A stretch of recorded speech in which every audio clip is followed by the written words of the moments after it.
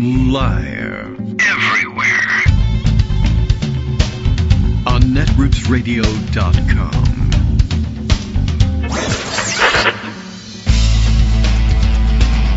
David Waldman. Kagro. In the morning. Now, here's David Waldman.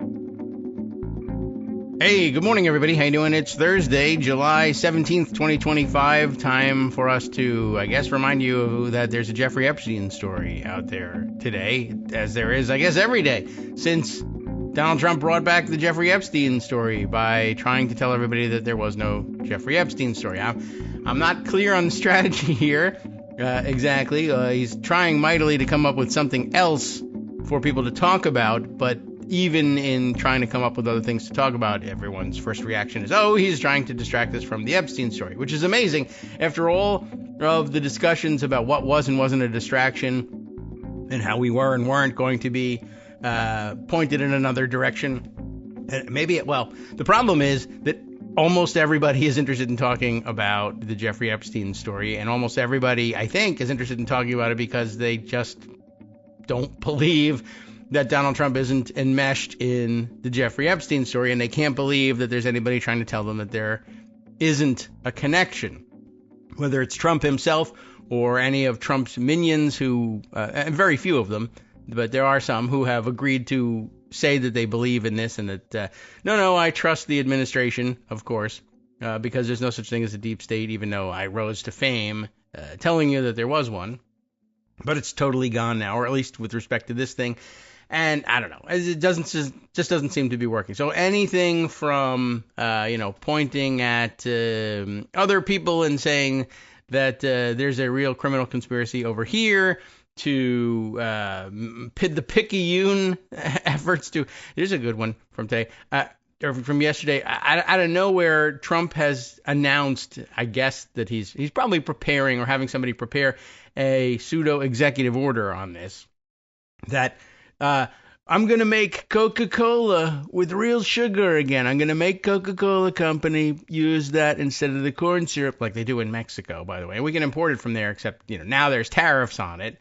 But at any rate, there's plenty of places where they actually do this. But I guess we're onshoring our strategic Coca-Cola reserve. Maybe that's the idea here. I don't know if that was supposed to distract us from anything. Firing more people left and right, it doesn't seem to be working, and that's because there's enormous amounts of archival footage of the two of them palling around in the Pervolago sex disco. So what can I tell you? I keep watching that video clip over and over again, or I keep having it presented to me, I guess is how I should say it. But there's that one moment where he whispers something. He's doing a lot of whispering in Jeffrey Epstein's ear, which is a little odd anyway. But I'm sure it was loud in there. And at one point, people describe Epstein as doubling over in laughter. But I just keep watching it because the body language and the facial expressions are so interesting to me. When I have nothing else to do, I suppose. When I'm busy watching it, in the 5 seconds someone sticks it in my face again. Oh, yeah. And I can see that Epstein is sort of, it's not so much that he's doubled over in laughter, like he's uncontrollably laughing. It's like he spots the camera as well. Remember that we should point out, this is a situation in which Donald Trump has decided to have a disco party in his own house, and he's invited like NFL cheerleaders and Jeffrey Epstein. And I guess that's a good setup for Donald because the cheerleaders are too old for Epstein. Anyway, so they're having this swinging bachelor guy party in Pervolago in the disco room with the fancy friends, etc.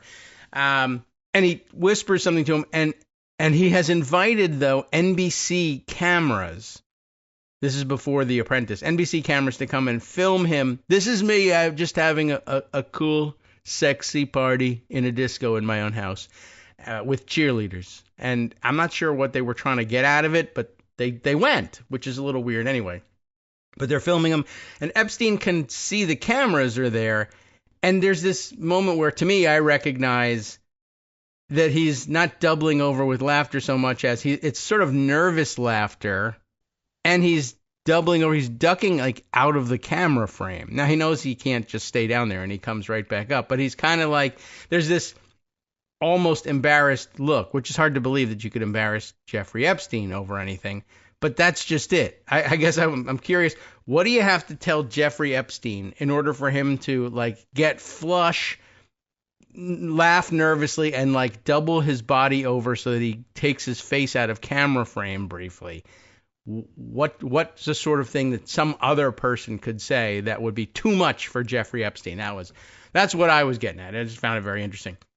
Greg Dworkin is here to talk about Jeffrey Epstein, and this obviously calls for a majestic entry because we're talking about a very dignified subject, recognized around the world as the standard of class and elegance, so it makes sense. All right. Good morning, Greg Dworkin. I know it's a bit much. Hi. It's me. I think we've now made it all the way through the latest collection of things that Scott has sent.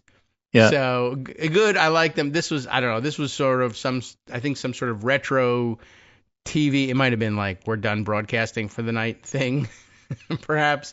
But at any rate, a perverted pedophile is the subject of the day. So class and elegance. Yeah. Well, line up the MGM lion roaring. I think right. Be good That's a possibility as well. Okay. Anyway, yes. So I mean, there's two major stories: Coca-Cola. Jeffrey Epstein and not Jeffrey Epstein. So let's do the Jeffrey Epstein stuff. All right. And of the Jeffrey Epstein stuff, really, it seems to be falling into two categories. Okay. One, that Jeffrey Epstein story is not going away, and the other is why Jeffrey Epstein's story is not going away. Okay. So let's just start with that because I think it's of interest. This is Politico, which basically is a gossip rag, and gossip rags are important to try to figure out where the wind is blowing. Outside. So this says, staying power, the Jeffrey Epstein news cycle isn't going away, thereby confirming what we told you on Monday and Wednesday, that it's not going away. Yeah. President Donald Trump has thus far been unable to do anything about it. He's like a magician who's locked himself in a straitjacket only to find out he's lost his ability to maneuver out of it, unable to muster the misdirection, and finds his audience turning on him. So he's lashing out at his base. That's what's so interesting about this today. Stupid base. Yeah, basically said they're weaklings. His past supporters have brought into this bullshit hook, line, and sinker. And if you don't give it up, I don't want you as my supporter. He basically said that on Truth Social. Okay. By the way, I do have advice for him.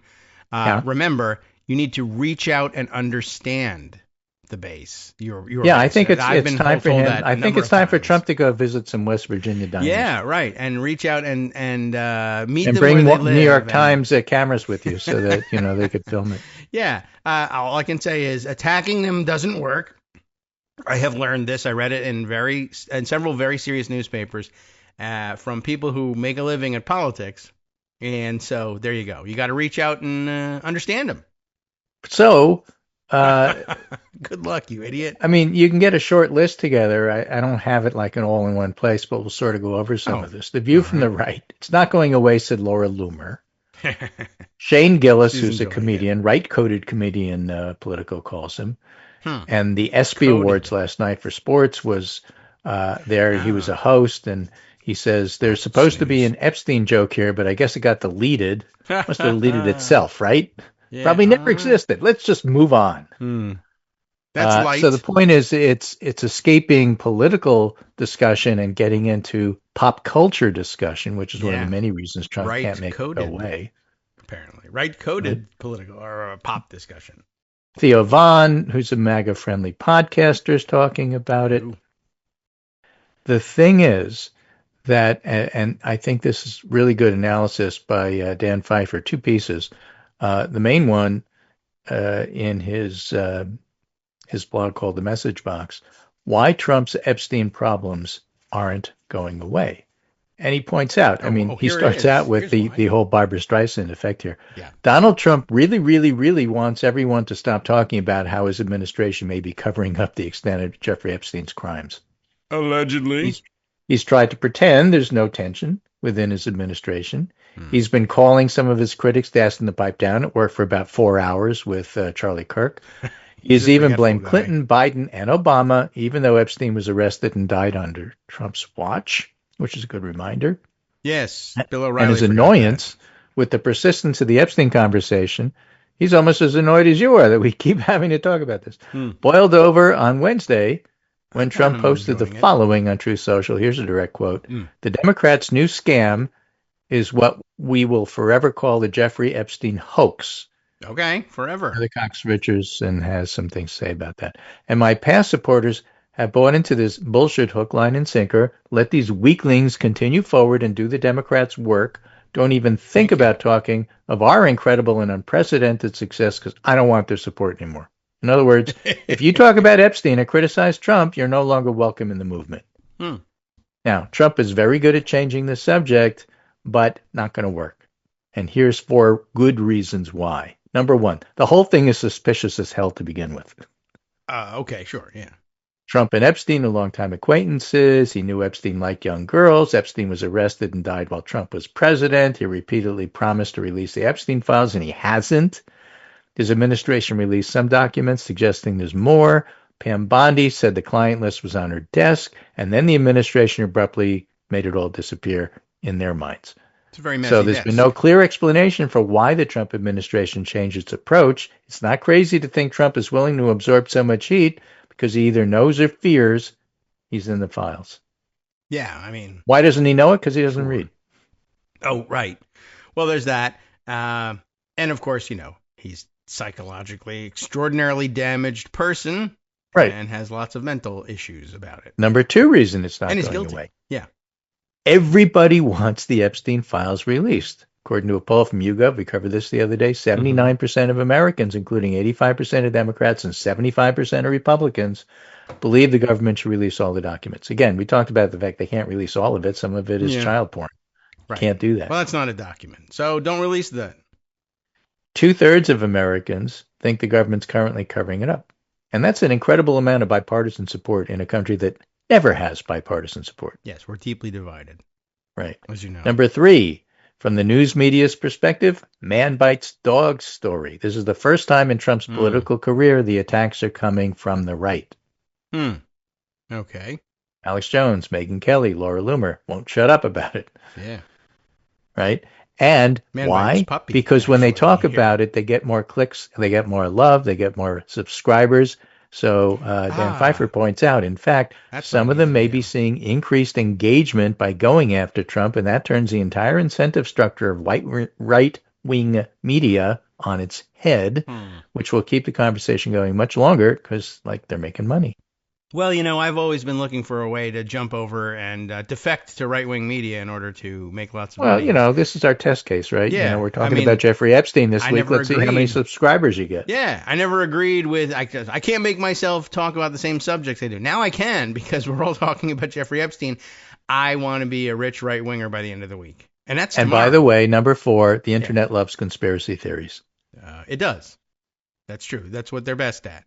Right. And so Heather Cox Richardson was writing about this and has some interesting observations, as she always does. Trump had successfully marketed his own narrative over the truth, and his supporters continue to believe him rather than those calling him out. And this goes back to the Russia hoax. And the reason in his diatribe, his Jeremiad that he put together on Truth Social, he mentions Russia because he always goes back to the hoax when he's in trouble. It's the poker tell. Just like when he doesn't want to release something or do something, he'll say, we'll look at it in 2 weeks. Right. If you take which is now 50 days.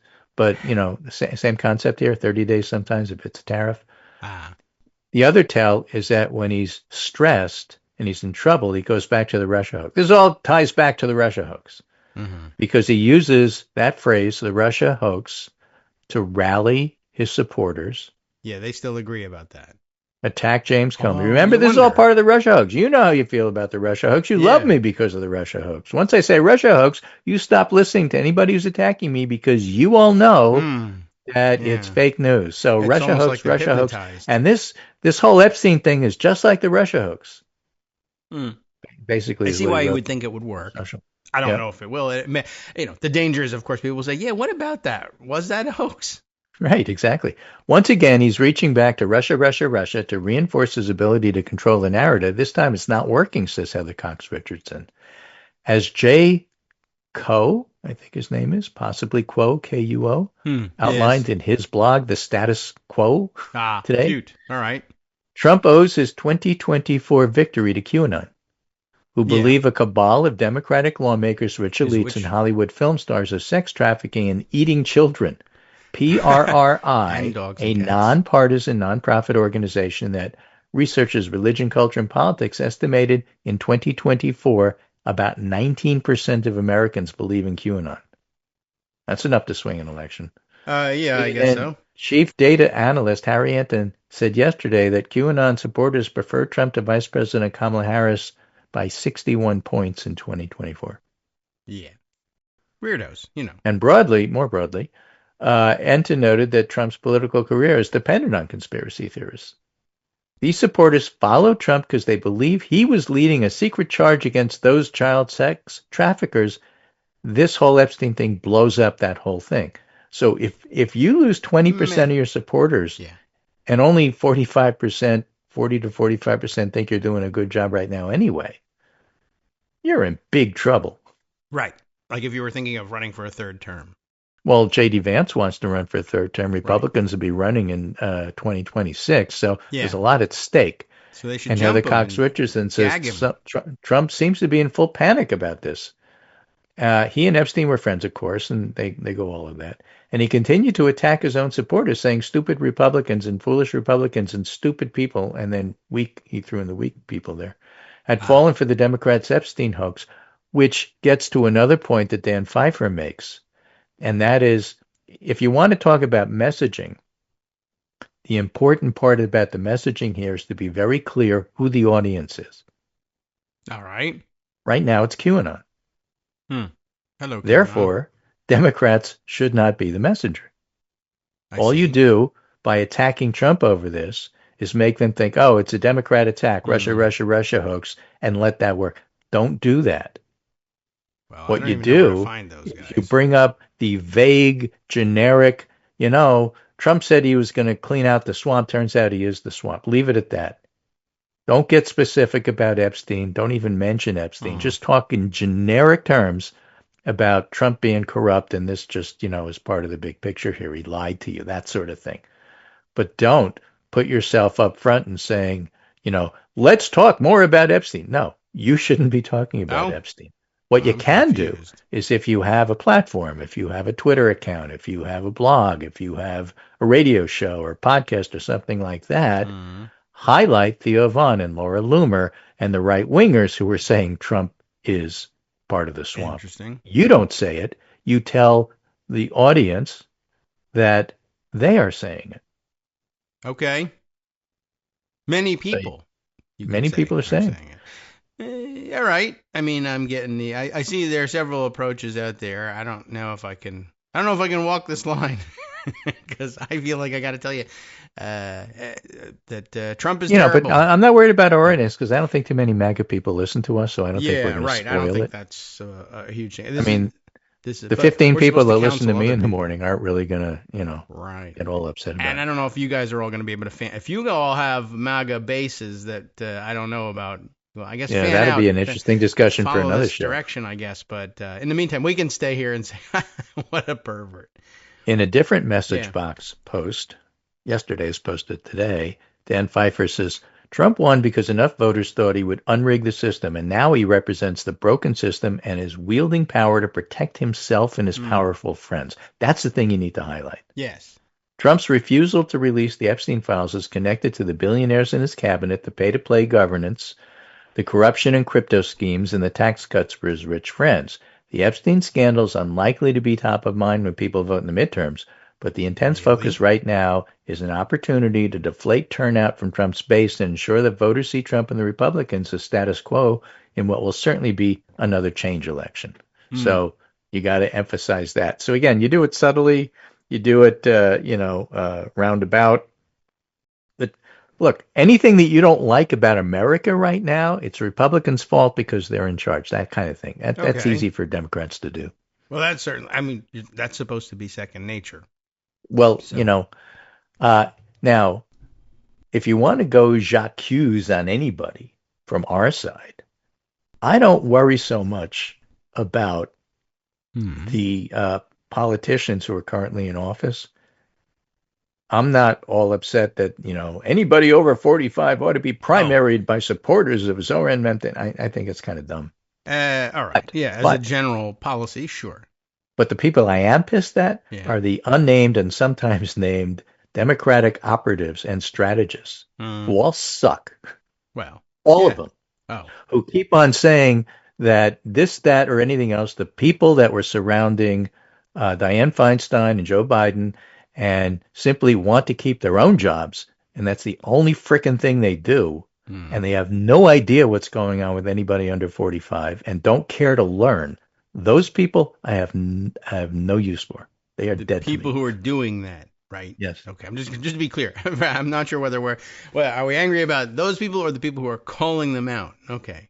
Sometimes I'm angry about Democratic operatives who are saying, we should really not associate ourselves with Zoran Mandani and his voters because in some obscure place in Iowa, this may or may not have an effect 17 years from now. Shut up. Yes. Okay. You have no idea what you're talking about. And the only reason you're saying that is you're worried about your own job. You're not worried about your boss's job. That's true. But that's, of course, how we measure the economy. My job.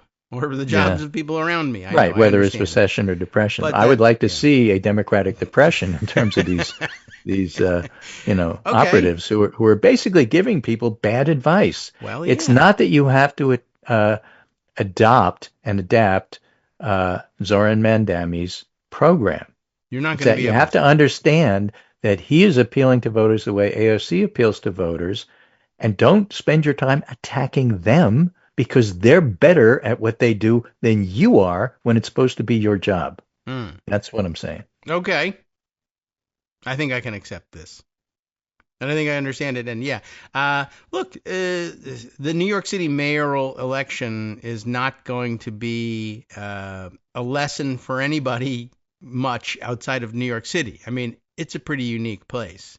Other than get with the program, grow up, and learn how voters get their information in 2025, which you haven't done yet. Yeah. And increasingly, it's going to be unavoidable because old people die and young people get older. And then they use TikTok. Yeah, but they bring their habits with them forward. So there's every reason to pay attention in that sense to the New York City mayoral race. Not so much, what... pay attention, but don't think you can do the same thing all the time. Yeah, nobody's saying you have to duplicate it. You can't. But, if you're trying to keep Mandami at arm's length, which is what happens when he went to Washington the other day, and nobody would meet with him, that's in Democratic power circles. Well, he didn't call us. I'll point that out. He met with Bernie Sanders. Great. You know, Chuck Schumer wouldn't meet with him. He's young. Bernie Sanders. And that is interesting because Chuck Schumer, the whole New York thing. So Hakeem Jeffries is going to meet him in Brooklyn on Friday. Fine. I'll give him a pass. He's a local politician. Maybe in Temecula.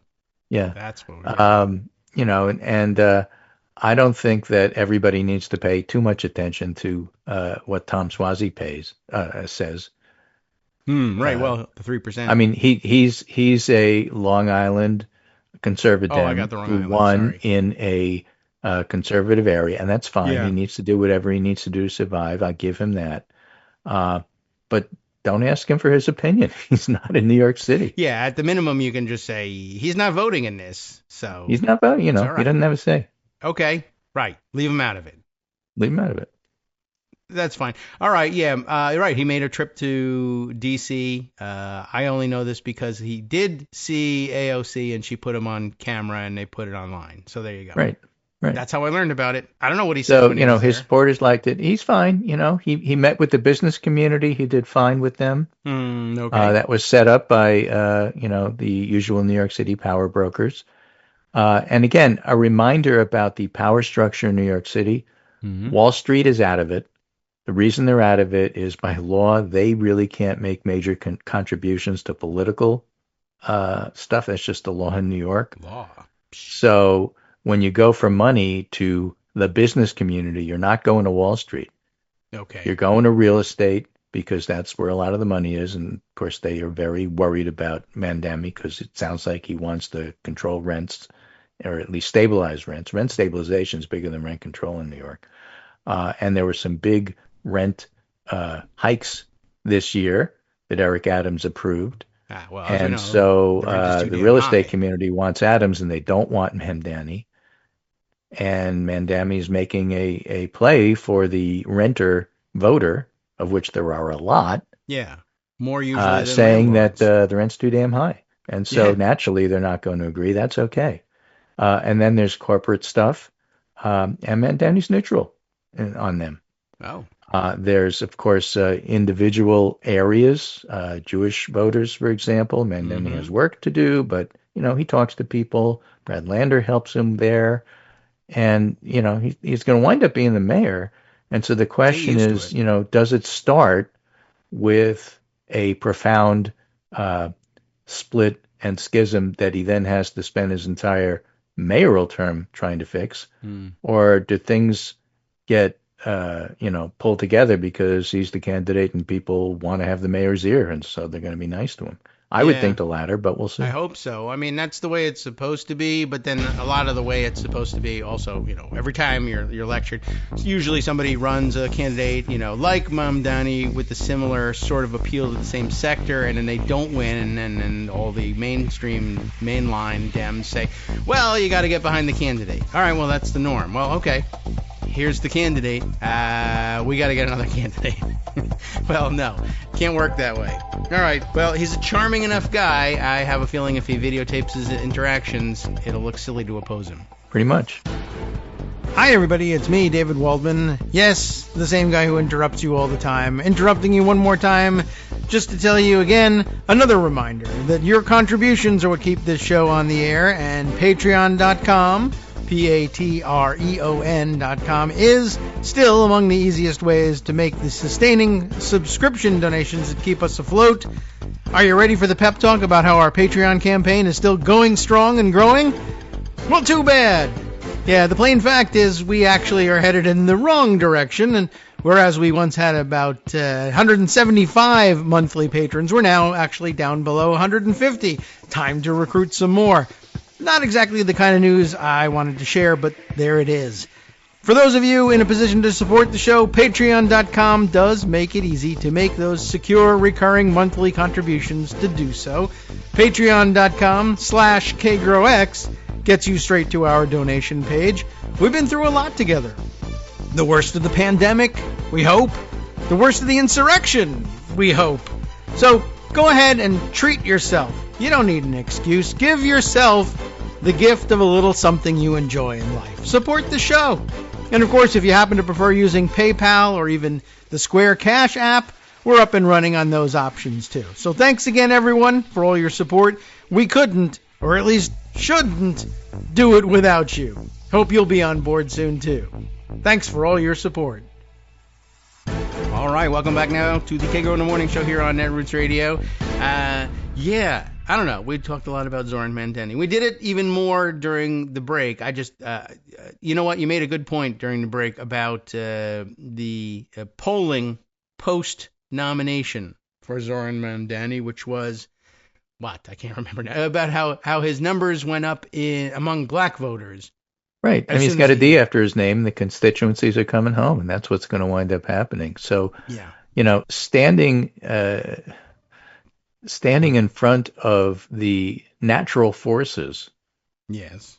Trying to fight the current and fight the wind and fight the market and all that sort of stuff. It just always fails. So I'm not really sure what these power brokers who hate Mamdani are really thinking, other than they have so much money they can throw some of it away and who cares? I guess so. And by the way, it points up a very interesting and weird thing, which is, as you said, so his numbers immediately skyrocket once he's secured the nomination among the city's black voters, which is interesting, and then especially interesting when we see that, as it turns out, well, I can't believe it, the people who really are preoccupied with race all the time turn out to be the privileged white people who say, well, we can't have this weird name guy, Zoran Mamdani, who really, I'm worried about him reducing my rental income more than anything else, but I'll play some sort of race card against him instead. But a great demonstration by the black voters of New York City of two interesting principles. One, they are, once again, the most dependable, loyal soldiers for the Democratic Party. The nomination has come through, and they are solidly behind the nominee. And we've found that to be the case again and again and again, even though people say either one, some other constituency is the more important, or two, they don't know what they're doing. They're very pragmatic. They are backing the nominee as usual, and the nominee is not black, whereas one of the contestants for the job was, and that is not impacting what they're doing in the least. The nominee is the nominee. Race doesn't enter into it. We also happen to be interested and excited by what he has to say, which is a terrific bonus. Best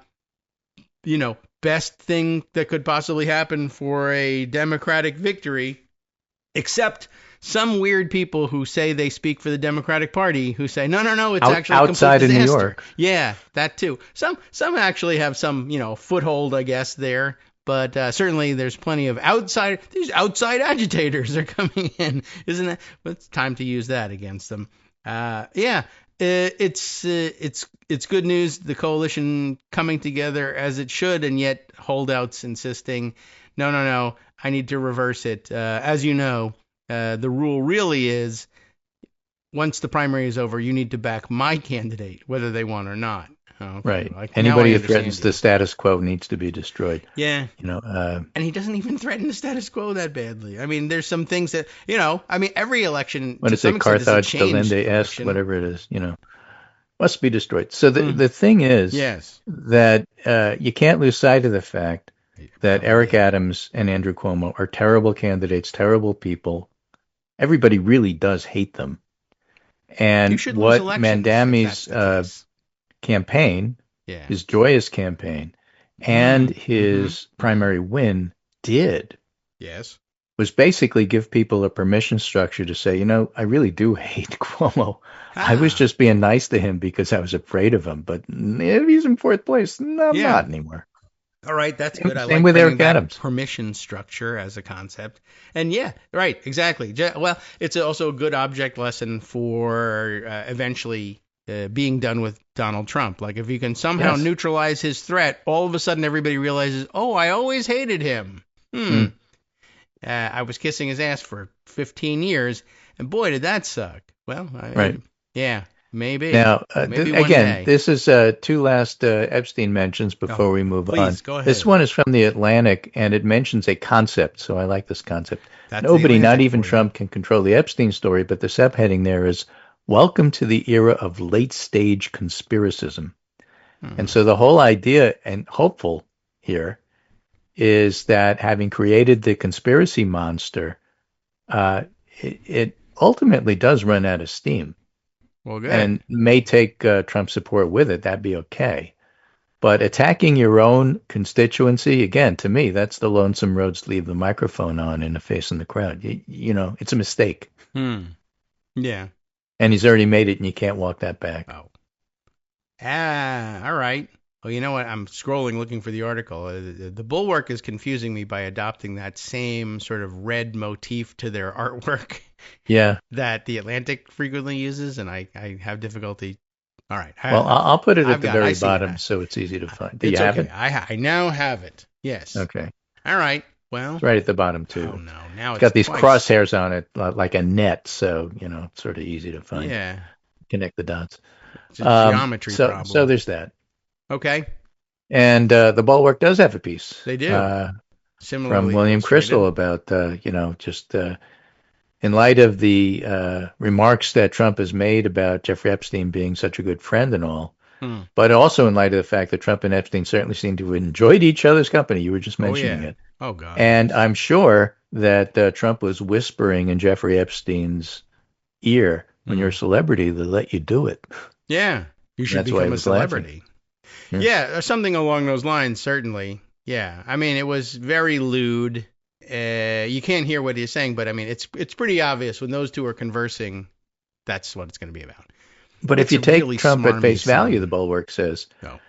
these are the same files that were supposedly meticulously reviewed this year by his own Justice Department. And one would certainly want to ask Pam Bondi or Kash Patel whether they agree with the assertion by the president that the whole thing was made up by Comey, Obama, and Biden. Like, where's the evidence for that? And is there any evidence for fraud? And if fraud on the scale alleged by the president by having Comey, whose daughter was also fired yesterday, Yes, important. Barack Obama, and Joe Biden, his daughter was fired because she worked on the Epstein files at some point, trying to prosecute him.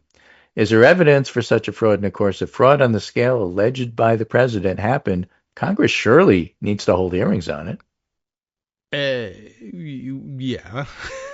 they do. In fact, that's one of the reasons Mike Johnson is afraid to just say this is ridiculous and agree with Trump. Mm-hmm. It is interesting, although right out of the box there where the suggestion was, well, we need to ask Bondi and Patel. I just have a feeling that Bondi and Patel will just say whatever the president says is true. Well, it'll be uncomfortable and weird, but they will say that. At the very top, did I send it to you as I intended? Yes, no, I don't know. It's probably now at the bottom. No, I didn't send it to you. Oh, okay, now. But I should have sent it to you. 5 seconds, it will be at the bottom. All right. Okay, I'm going to send it to you now. It's a picture. I'm ready. One of these Venn diagrams. Oh, no. From the New York Times. More geometry. Yes. The very, very bottom. Ah. Ew, Tucker Carlson is right in the middle. Okay. Yes, Tucker Carlson is indeed in intersecting points there because all of them. He's part of three different groups. There's four groups in this Venn diagram. Three that overlap. Yeah. And are large. Yes. And one very, very small one off to the side. Yes. And the very, very small one that's off to the side are people associated with Trump, including Trump, who said no further action was necessary by the government. Yes, these are executive branch appointees directly under his thumb, and the same people right, we which just is said. Patel, Bondi, yes, and Bongino. Yeah, that's it. That's it. That's the other very 20 weird diagram. blamed or put pressure on the Trump administration, called out Trump specifically, or blamed forces outside of the Trump administration, like Roger Stone, Steve Bannon. That's a small group, too. But the point is that the vast majority, including M.T. Green, Tucker Carlson, Alex Jones, all of these people are, in fact, calling out Trump and or saying this is not going away. So in Trump's ability to get everybody lined up behind his message, he doesn't have it. This diagram really clearly shows the vast majority of MAGA is interested in pursuing this further, even after Trump told them not to. Yes. That's where the structure we talked about in terms of getting paid to do this, because your audience is interested in it, comes into play. It is very interesting to look at this diagram, and it's seriously unbalanced for him, so that's a big problem for him to begin with. And I guess the only people who either say no further action necessary or simply blame something outside of the Trump administration, it's a very select number, a very small number, and they're the worst of the worst. Steve Bannon, Roger Stone. I think, is that Dinesh D'Souza there, maybe? Maybe. And then convicted Trump felon Dinesh D'Souza. Right. Trump himself. And then the leadership of DOJ and FBI that we mentioned before. That's it. So of the 1, 2, 3, 4, 5, 6, 7 people who won't say anything in terms of, there's a bit more of a cover up here, even if it's tiny and we should get rid of it. 1, 2, 3, 4 of the 7 work in the administration. One of them is the administration. And 1, 2, 3, the other 3 are convicted felons. One of them is in both. That, of course, which is impressive, by the way. Yeah.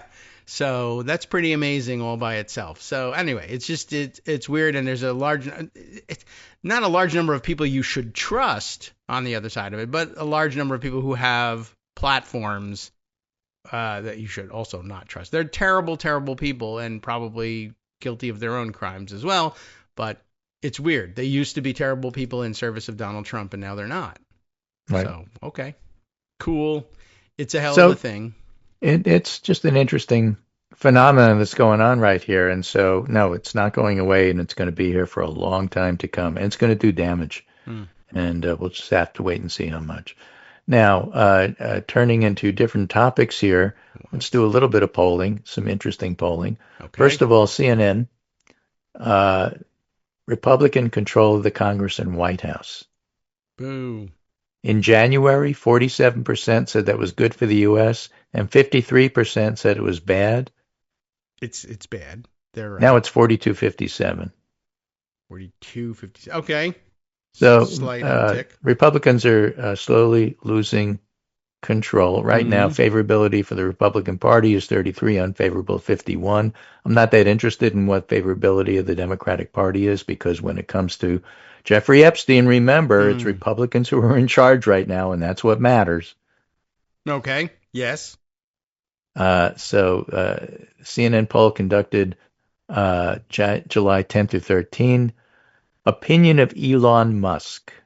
In March, favorable was 35. Now it's 23. And he's in March, unfavorable was 53. Now it's 60.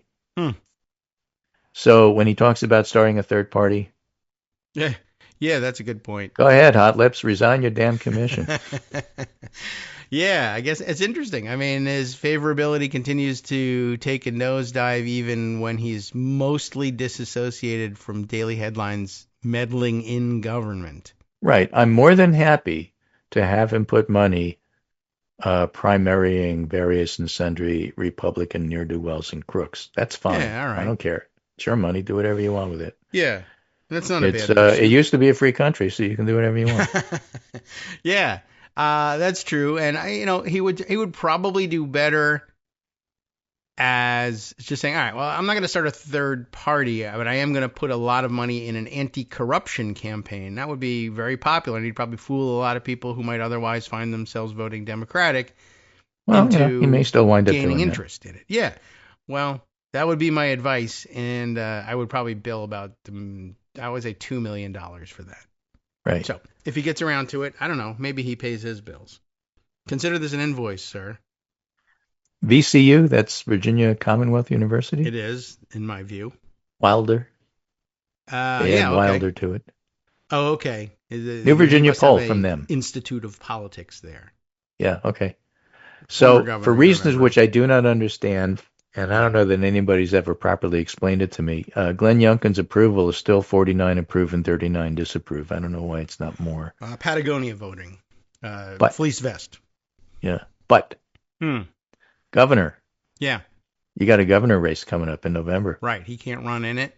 He's Abigail Spanberger, the Democratic nominee, 49%. Hey, what do you know? Winsome Earl Sears, the Republican nominee, 37%. That's less. That's a lot less. Good. What did you say? Youngkin's approval. 49-39. Okay. Approve. All right. Well, I mean, because that's also the answer. And who do you want to be next? Turns out to be. But Earl Sears comes in a little lower than that, but it's still the 49. We can't understand why he has 49%, but that's all it takes. All right. Spanberger, I guess you're next. Good. Lieutenant Governor Hashmi, Democrat, 45. All right. Reed, Republican, 36. Remember, Youngkin wouldn't back Reed. Yeah. Huh. For various and sundry reasons. Okay. Youngkin was afraid of scandal. Oh, well, too bad for him. And people on the right were mad at Youngkin because of it, but it hasn't hurt his approval rating much, and Reed isn't doing all that well. So that's just a note. Yeah, this is good Attorney news so General far. Yes. Oh, right. Jones, Democrat, 46. Mm-hmm. Miyares, Republican, 37. Is Miyares the incumbent right now? Yes, I think he is. Yeah. Trailing by Jason 9. Miyares. Yeah. Good. He Trump should be. He's a approval, bad approve 40, job. disapprove 55. Should be higher, but there it Mm-hmm. is. Mm-hmm. Yeah. All right. So as a result of Oh, this and there's other the Youngkin. polls, including ones which were not released to the public, this story appears in the Washington Post. Release the files. Winsome Earl Sears shakes up campaign for Virginia governor as fundraising polls lag. She has asked her campaign manager, a pastor with no political experience, to step away from that role. Oh. So in other words, you It's fire probably the wise. manager when your team isn't doing well. Because Yeah. as the owner, you can't fire the owner. Right. True. Could sell, but they don't usually do that with the campaign. So a pastor with no political experience. I'm sure she thought that was a great idea at the time. No one can argue with the pastor, but Right. Will Archer, a pastor at Potomac Valley Church in Dumfries, okay. may stay on with the campaign in a different role, according to the two, who spoke on the condition of anonymity to discuss a sensitive matter. Two people familiar with the matter say. Okay. Meanwhile, Abigail Spanberger's raking in the money. Oh, give it to me. And she's her fundraising is much better. Her polling is much better. And Spanberger reported this week she raised $4.3 million from June 6th to June 30th, has $15 million in cash. Earl Seals raised $2 million and has $4 million on hand. So when your opponent has 3 times as much money as you do and you're trailing in the polls, yeah, it's time to fire the manager. Sure. Karen wasn't available, so we got her campaign manager to go. Okay. I mean, it doesn't sound like it was a very good idea in the first place. So... Well, she's a terrible candidate, and she's not going to win. Yeah. So you have to start with that. I mean, and it doesn't matter how talented a campaign manager is. There's only so much you can do with the material you have to work with. If, on the other hand, your campaign manager is also not talented, then it gets worse. Yeah. All right. It's probably a smart move on her to get rid of the guy who isn't helping you any.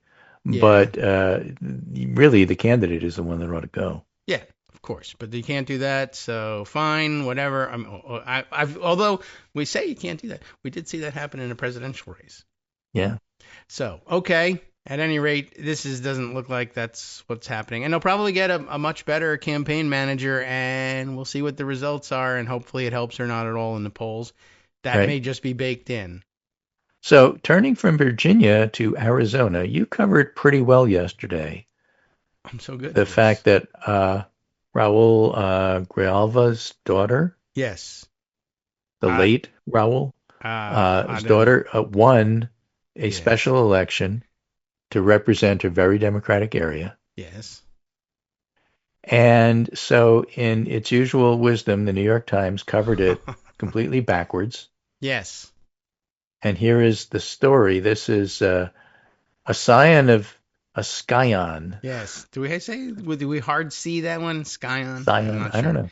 Yeah, okay. Of Democratic politics defeats the upstarts in an Arizona primary.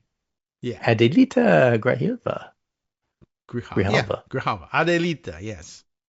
Beat back charges of legacy and embraced the memory of her father, Raul, to win the Democratic primary for the House seat opened by his death.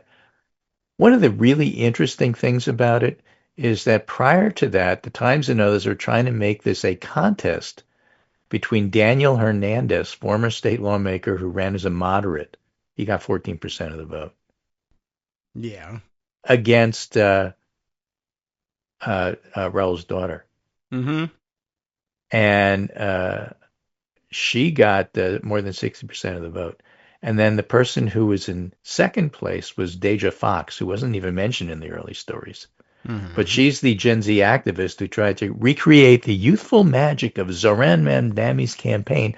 And the way that Jack Healy, the New York Times reporter, described it, his opening line, the Mamdani momentum withered in the deserts of southern Arizona on Tuesday night because Deja Fox didn't win and Adelita Grijalva did.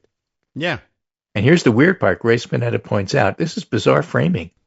The winning candidate was endorsed by AOC, Bernie Sanders, Our Revolution, and the Working Families Party, all of whom also endorsed Mamdani.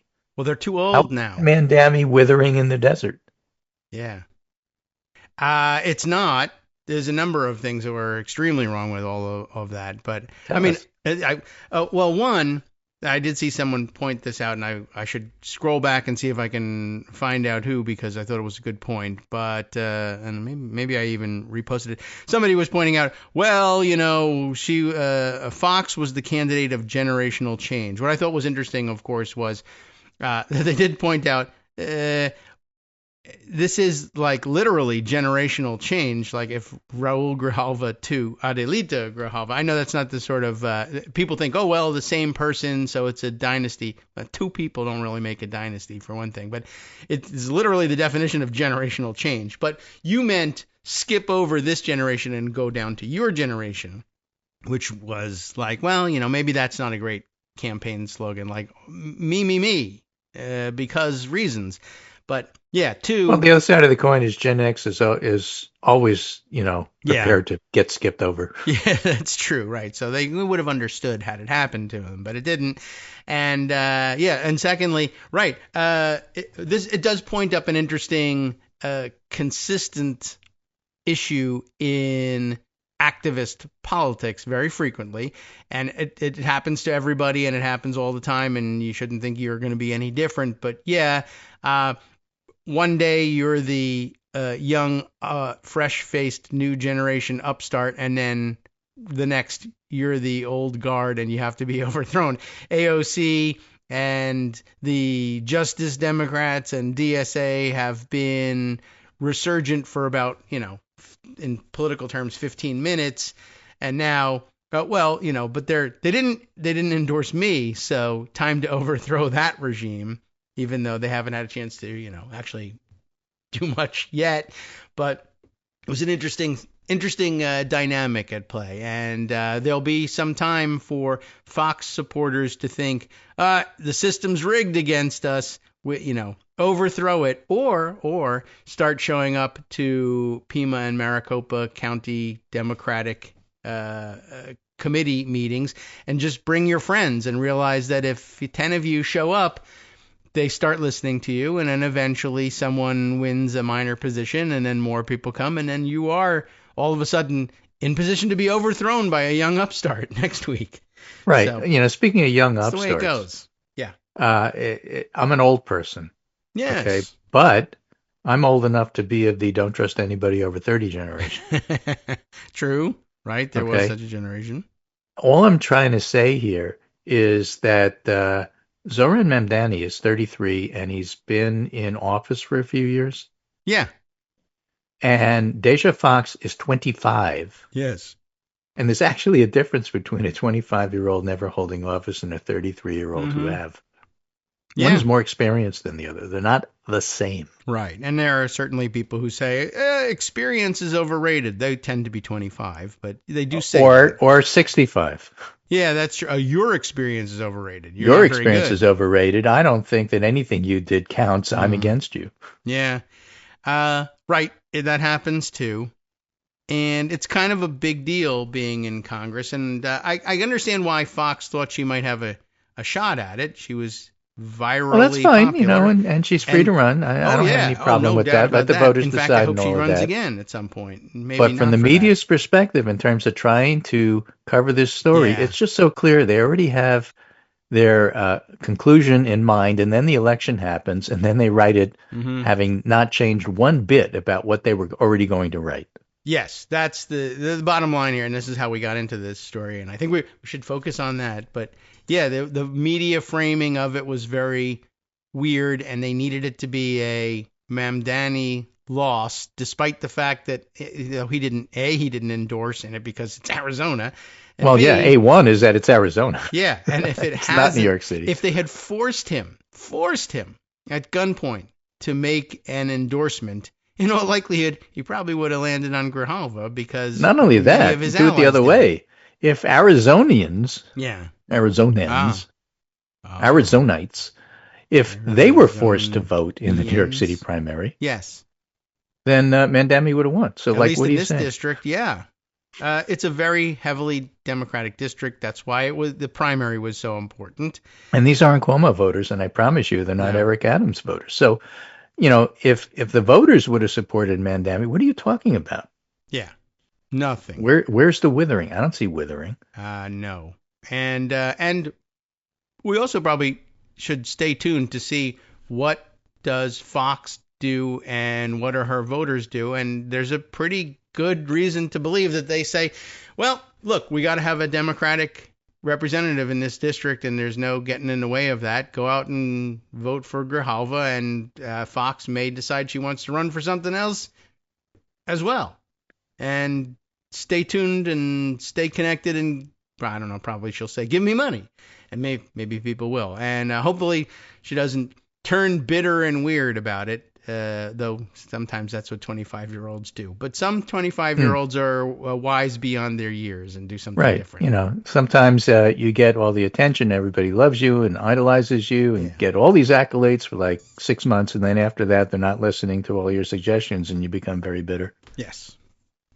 Hopefully that so doesn't at age happen. 26 your career is over, and These things happen. These things happen. All right, you can extend your career and stay relevant. I can name names, but I'm not going to. All right. Anyway, yeah, it was a very weird effort by, I guess some people would say, Eastern liberal elite institutions somehow to try to turn a thing in. Well, I guess you could just look at it this way. This race is not about New York. Stop trying to make everything about New York, guys. Yeah, pretty much. Okay. Was it okay if Arizonans have some say in their representation? They did. Yes? They voted. Good. Okay. All right. So why don't we? I don't think I don't think the New York Times won. No, they didn't. But their new slogan is working great. We decide, you report. It's theirs. I don't know what's going to happen here, but we don't care what the results were. We decided what to think about them, and here you go. Exactly. We decided let somebody else report. I like that. Okay. Yeah. All right. Someone else will do it. Okay. Oh, how have we made it to the end of an hour here? I don't know. All right. Well, thank you for helping us do it. It was an important hour, and Jeffrey Epstein is a sicko pervert, and so is Donald Trump, and I don't want anybody to forget that. Yeah. Well, Trump isn't draining the swamp. Trump is the swamp. That's the message. Yeah. Well, he looks very swampy. No doubt about that. He's dressing the part, right? He's dressing for the job he wants. Swampiness. All his clothes are melting off of him. All right. Well, this is Thursday, which means that's it for the week for you. Yeah. You're not so lucky. Unless you want to talk about Jeffrey Epstein tomorrow and there's a story. But okay. Thank you very much for carrying us all the way through and for all the fun links. We'll catch up with you next week. Have a great weekend, and I don't know what else to say about this, but Jeffrey Epstein. All right, welcome back now to the Kagro in the Morning Show here on Netroots Radio. Of course, this being the Greg Dworkin in the Morning Show today, as it is on Mondays, Wednesdays, and Thursdays, and we're grateful for it. There was one other issue. I feel like we should get to this, because we talked ahead of time, like, okay, well, we want to try and sneak in some news from Israel, because, of course, everybody's got one eye on what the hell's going on in the Middle East, and there are so many weird parallels between the Donald Trump situation and the Netanyahu situation.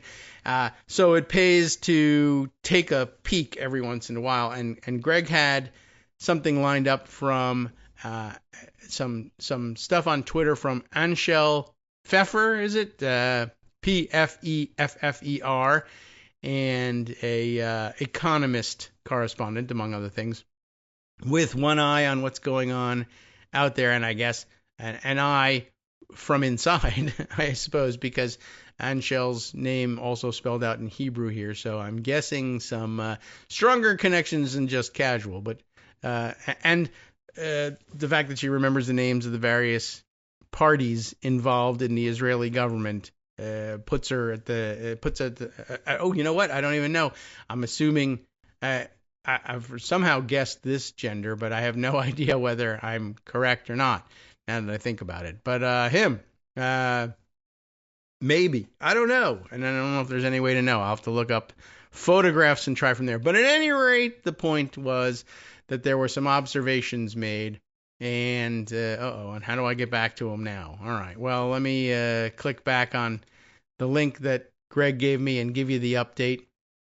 I made the mistake of clicking on the profile to try to find something more out about what was going on here, and then I lost the tweet. Here we are. Shas's, that's the party, Council of Torah Sages. That's the signal that you're talking about Israeli politics versus American politics. There's no Council of Torah Sages in either of the major American parties. Shas's Council of Torah Sages, though, has ordered the party's 11 MKs, members of Knesset, member of parliament, of course, there in Israel, to resign from their positions as ministers and Knesset committee chairs in protest at the government not passing a law exempting yeshiva students, religious students, from or students at religious institutions.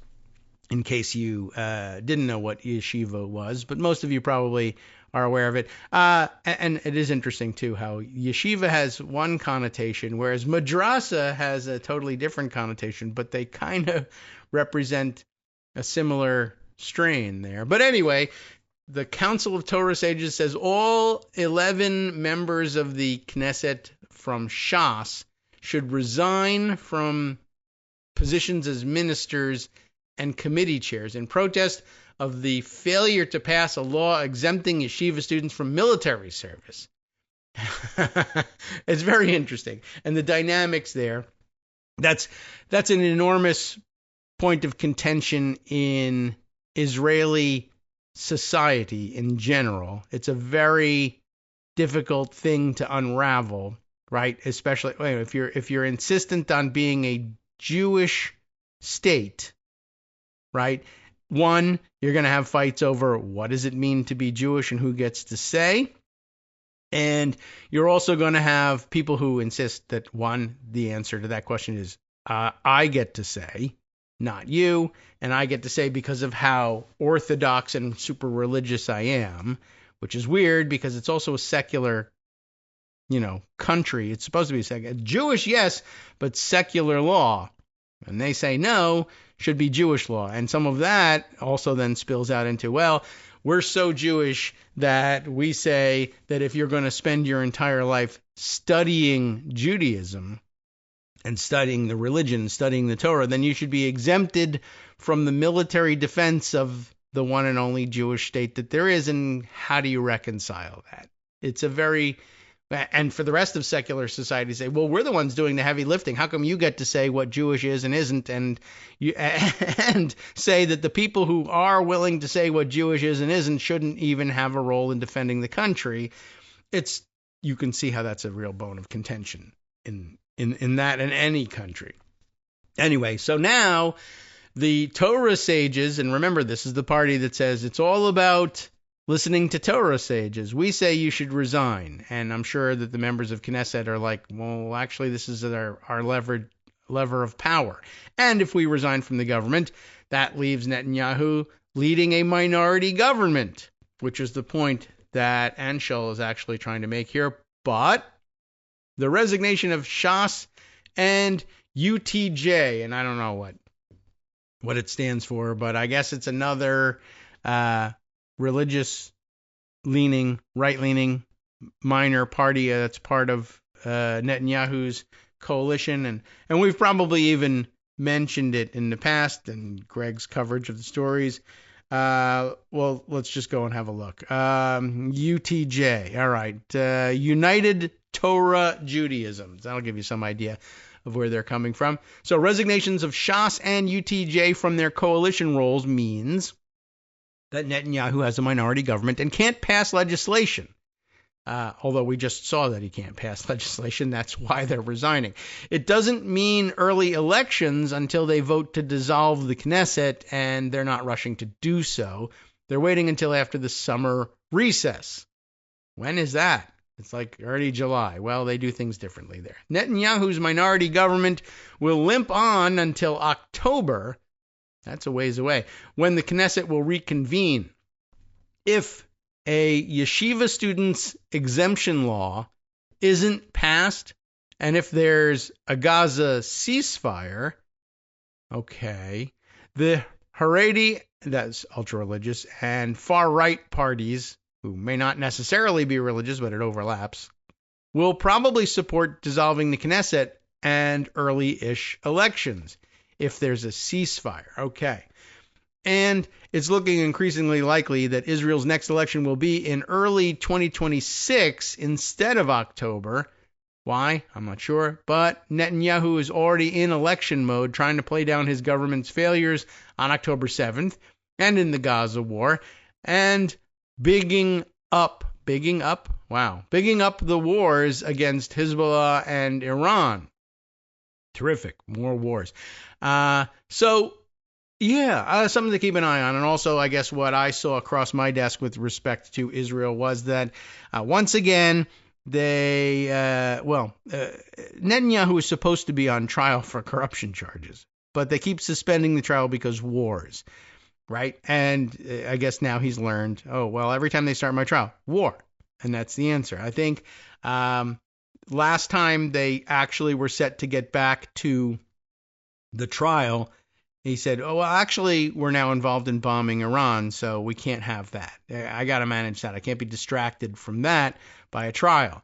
All right, well, that seems to be settling down. How about we resume the trial? And I think he started dropping bombs on Syria in the last couple of days. I can't be distracted with a trial. I am dropping bombs on somebody. So, I don't know. This keeps playing itself out this way. And I don't know if that has anything. I don't know if that has any effect at all on Shas and UTJ. I don't know well enough to know, but it's certainly a complex situation, something to keep an eye on and ask real experts what they think. In the meantime, time now, though, for us to shift our gaze to what's parked in Instapaper and other read it later apps that I'm making use of until I think Instapaper seems to be emerging as a leading favorite in terms of ease of use. And let me get back to something we mentioned earlier, but only in passing. It is true that there's been another firing at DOJ, and it's an important one. And it should immediately ring alarm bells, and it's going to do nothing to help with the don't look at Jeffrey Epstein, stop talking about Jeffrey Epstein. It's kind of crazy, and I'm not sure how well they calculated this out, and I guess there's some possibility, I don't know what the odds that Marcy calculates on this, but Marcy Wheeler, Empty Wheel, making mention of the possibility, anyway, that Pam Bondi executed this latest firing with, no consideration of whether or not this was going to make the Epstein situation worse. Why do we say this? Because the person fired was Maurene Comey, who is James Comey's, who they hate, daughter. And it's like one of the most obvious things in the world, right? They're constantly at war with Jim Comey and trying to launch investigations into everything and trump up charges against him so that they can punish somebody who they think did them wrong, even though also everybody kind of knows that it was actually Comey's mistake, error, or maybe it was intentional. No one would know, but of fanning the flames of all sorts of things. Well, in the 2016 election campaign, right in the area where the Department of Justice and the FBI are supposedly under an ancient Egyptian curse that will kill them all if they dare bring up politics that might affect the outcome of an election inside of this precious window of the approach of an election. And here, I think 11 days prior to the 2016 election day itself, that he goes out and announces, well, we're reopening investigation into her emails. I mean, it was insane.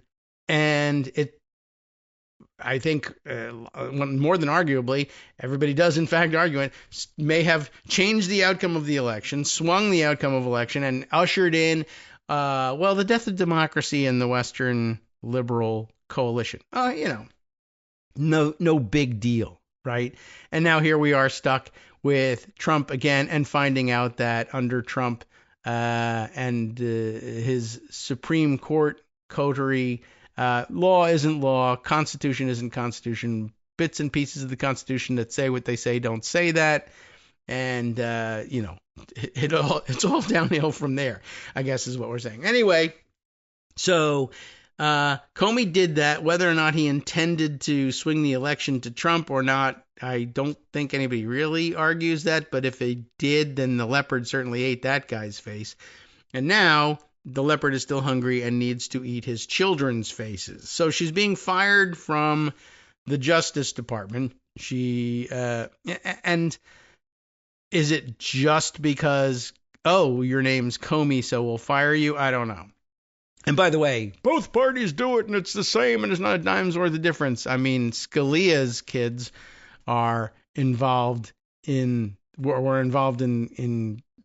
government legal representation as well. And, nobody took the obvious chance of firing them. But anyway, screw the rest of that. Something, blah, blah, blah. And Maurene Comey finds herself fired. Well, there's additional problems with that, of course, in addition to just saying, hey, you're only firing her because it's James Comey's daughter. As it turns out, there could be repercussions because she was actually involved in all of or much of the same issues that you keep saying you don't want anybody talking about. What are we talking about? Washington Post has the story. Perry Stein, Shana Jacobs, Jeremy Roebuck on the byline, and it's a good thing I went and looked because Instapaper was trying to tell me just one of them, Perry Stein. But here we are. Headline, DOJ fires Maurene Comey. Why is that a problem besides being a Comey? The prosecutor, that's who Maureen was, involved in Epstein and the Diddy cases. So, I mean, really, if there's any gasoline to throw on the fire of, I thought Trump was going to clear the swamp and he is the swamp, and I thought we were going to get the Epstein files and it turns out we're not. And it turns out it's because all the things we worried about him actually being in those files, maybe they're true, but, I'm not positive. Well, what other evidence have you got to throw at me? Well, you remember that whole Diddy mess that was also about weirdo rich people sex perverts? Yeah. Well, they screwed that case up too. They did. And Trump, by the way, spent the last couple of weeks to months talking to people. Do you think I should pardon Diddy? Now he doesn't have to, but he was floating pardons for them. I mean, what could be sleazier and throw more, as we said, gasoline on the fire of, oh, maybe he is the pervert in chief after all. And this whole thing, as people said way back, as far as 2016, he's running for president to try to, purge the files of proof that he was the best friend of the most gigantic and prolific pervert of all time in the United States, and his fellow traveler at that, buying teenage beauty pageants in order to keep them in good supply. That kind of stuff. Well, who might know something about that? Well, somebody who prosecuted both Epstein and Diddy might have something to say about that. And just like with, who was it that got the heave-ho this way? The ethics chief just the other day, who got a letter that said, you're fired because Article 2. And that is, once again, just Pam Bondi showing that she and all of her staff really have, A, they have no reason for doing the firing, and B, they're just not good in the way of legal research. What's the authority for this firing? Article 2 of the Constitution. Really, just generally Article 2? Yeah. Again, no specific reason provided in the letter for why Comey, the daughter of former FBI Director James B. Comey, was fired. And this is, again, one of those situations where you're going to want to, hell, why didn't they have AI make up a reason and just give false citations? You're going to want to come up with other reasons besides, I don't know, Article 2. Why? Because it's a Comey, and you don't want it to look like you're firing her because she's a Comey. And you're also going to want it more grounding in it, because the other theory people could come up with is you're firing her because she knows the truth about the Epstein files. Federal prosecutor Maurene Comey, who worked on the criminal cases of Jeffrey Epstein and his associate Ghislaine Maxwell, and I think I heard somebody pronounce it the other day, like with that a very, very soft G sound, so that it came out sounding like Elaine, like Ghislaine Maxwell. And that's a pronunciation I hadn't heard before, and maybe that one's the right one. I don't think we need to get it right with this person. She's terrible. Anyway, point is, Maurene Comey worked on the criminal cases of Epstein and Maxwell, and later on we find out Diddy was fired on Wednesday, according to two people familiar with the matter. One of them could be her, because she's familiar with the matter. Comey, the daughter of former FBI Director James B. Comey, was also a prosecutor in the recent trials of Sean Combs, the entertainer known as Diddy. That's an interesting way of putting it. I mean, you have to say it that way, but you now rise to that level, the entertainer known as. The reason for her firing was not immediately clear, though it really was. The notice informing the younger Comey of her termination did not provide a reason, citing the broad powers afforded to the president in the U.S. Constitution, according to one of the people familiar with the matter. And that brings us back, by the way. Do you remember what Trump once said about Article 2 of the Constitution? He's only said something about the article. Well, it's only been one thing he's ever said, because he doesn't understand anything about the Constitution. But someone once told him that he could get away with saying, I have an Article 2 of the Constitution that says I can do whatever I want as president. That he actually said that. So, how much more legal research do you need to do? Pam Bondi actually buys this line of argument and says, I'm just going to say, I don't know, I don't have any other reasons, so Article 2. And as you know, the president has interpreted that to mean that he can do whatever he wants. No one else has interpreted that way. But I'm not interested in anyone else's interpretation. I'm interested in his. I just want to parrot it. The notice, so we said, notice informing the younger Comey gave no reasons, just citing the broad powers afforded to the president. Let's see, there was some anonymity involved in the sourcing of it. The notice was signed by Francie. Is it Francie? It's spelled like Francie, just literally the country France with a Y on the end. Francie Hakes. I'm guessing at that pronunciation too. Hakes, a political appointee in the Justice Department who runs the Executive Office of U.S. Attorneys, because that's where she was working. It is not known whether the younger Comey's firing was connected to the Epstein case or her relation to the former FBI director, or both, who was, of course, fired during President Donald Trump's first term.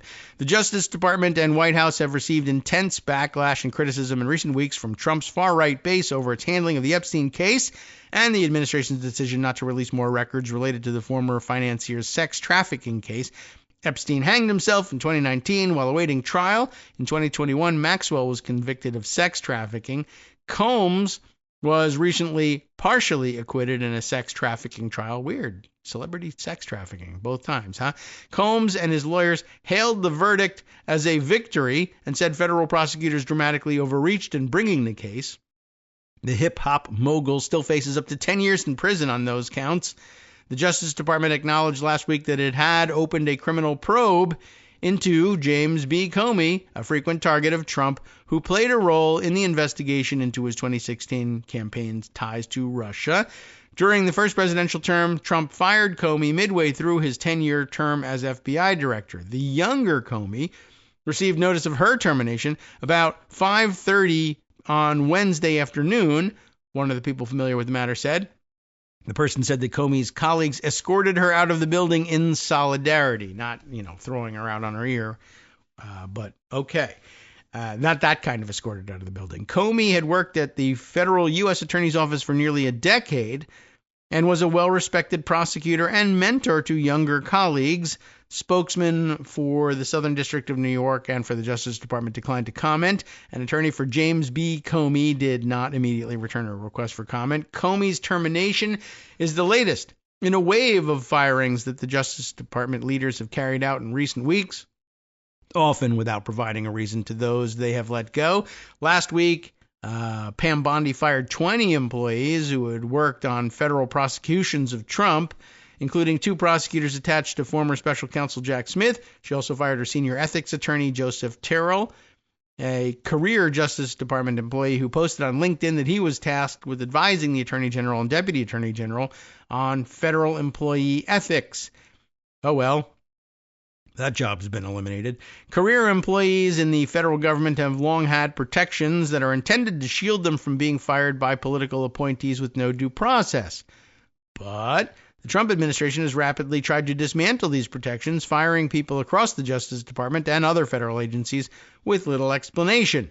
Many of these employees have appealed their firings at the Merit Systems Protection Board, a quasi-judicial agency in the executive branch. Legal experts said the board is understaffed and backlogged, so any termination reversal could take years to secure. And if I may, just for a moment, I know they're always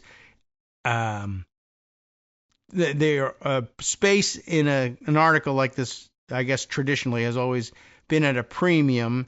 You used to have to pay for, ink and try and make it fit onto the page, but now you no longer really do for digital coverage. But yet still we maintain this for readability purposes. They don't include every bit of background all the time, or sometimes they just don't know, or they just don't understand the significance. I'm not sure which it is here, but we don't just read you articles here on the show. We also critique them and point things out when we think things are missing, even though sometimes they show up later in the article when we should trust. But when we don't know what's going to happen, we got to stop and pause. You know what I'm going to say, I think, right? Because you've been listening for a while.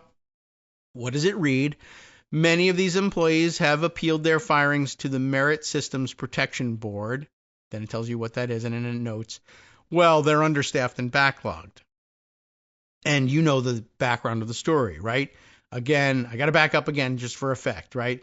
Trump administration has rapidly tried to dismantle protections for career employees at DOJ and other federal agencies, but instead they've been firing people at DOJ and other federal agencies with little explanation, and many of those employees there have appealed their firings to the Merit Systems Protection Board, which is understaffed because why?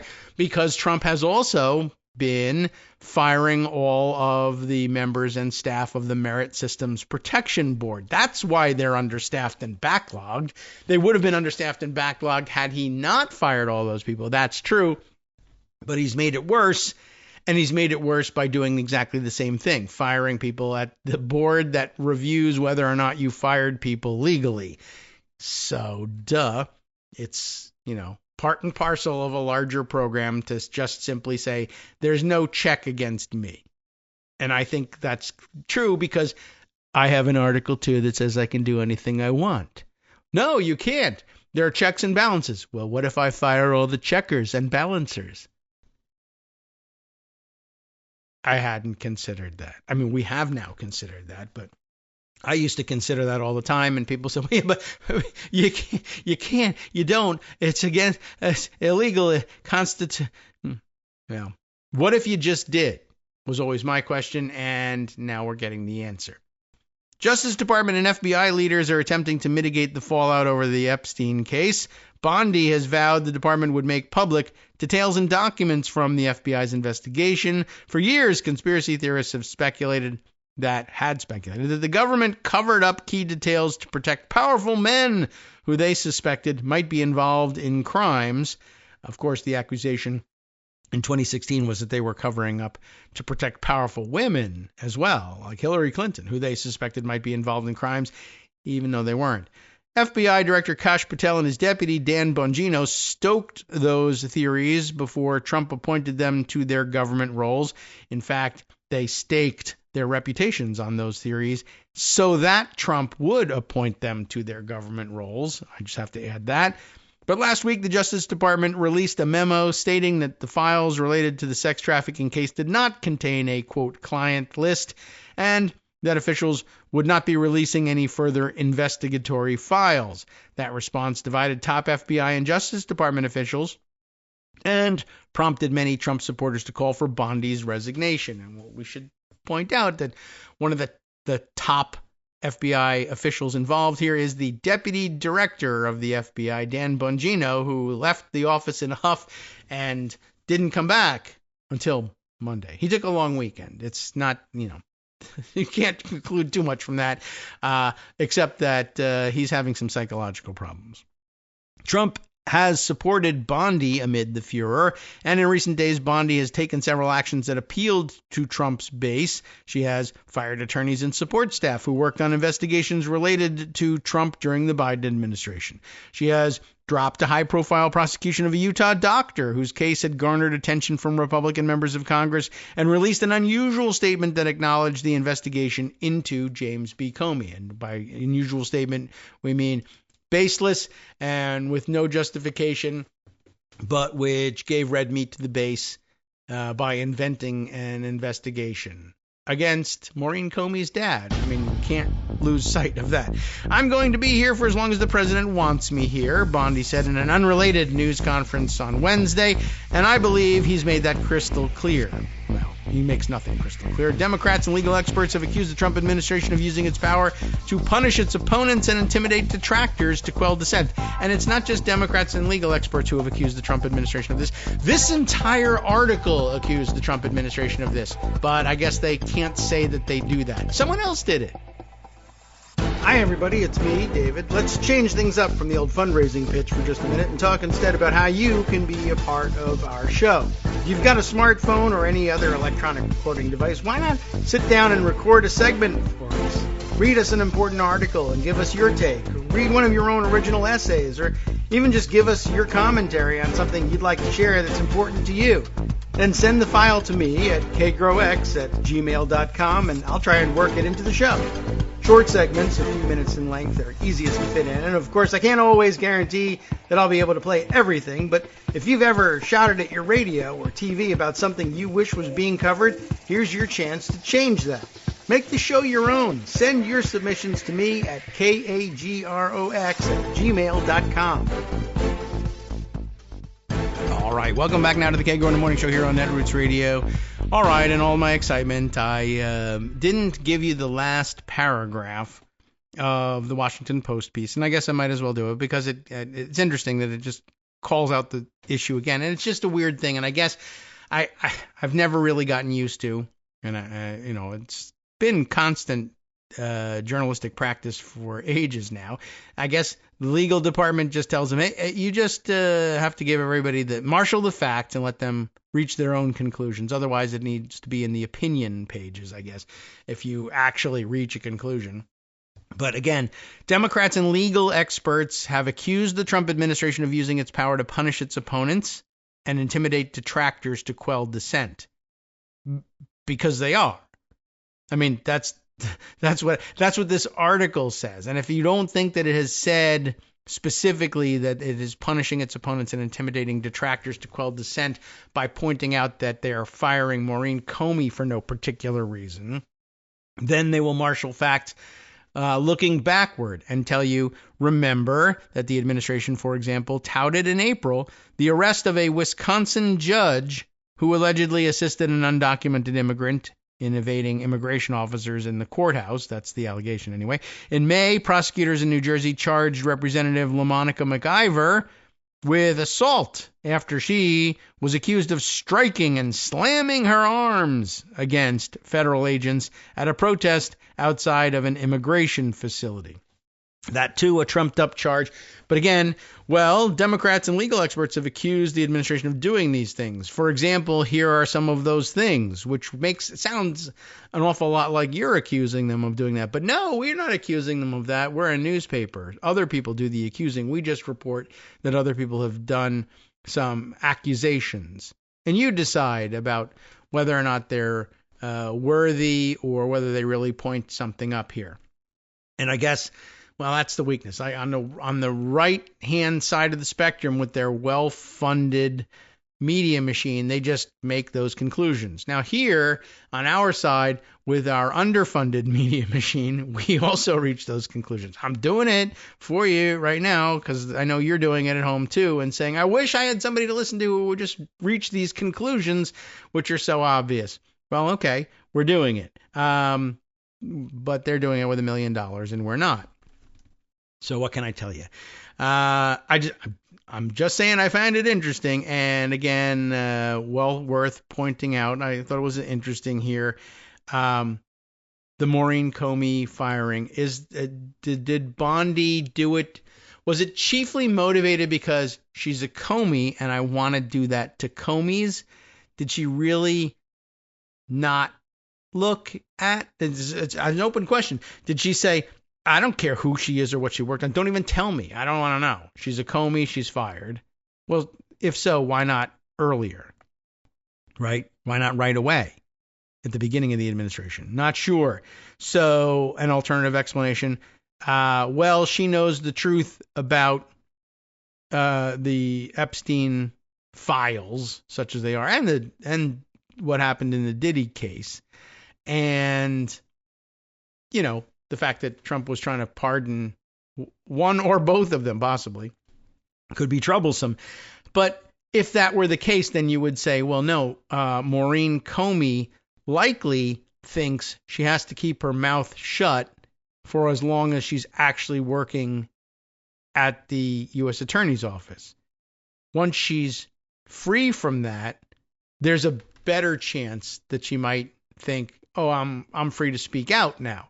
She may, Comeys in general, I guess, if we can speak for them, probably are in the camp of, well, a little more in the Merrick Garland type camp, where they'll say, no, my obligation is to keep these secrets, even if I have been fired, even if I'm fired for no reason, if I'm fired illegally, unconstitutionally, whatever, I still have the obligation to keep this information confidential.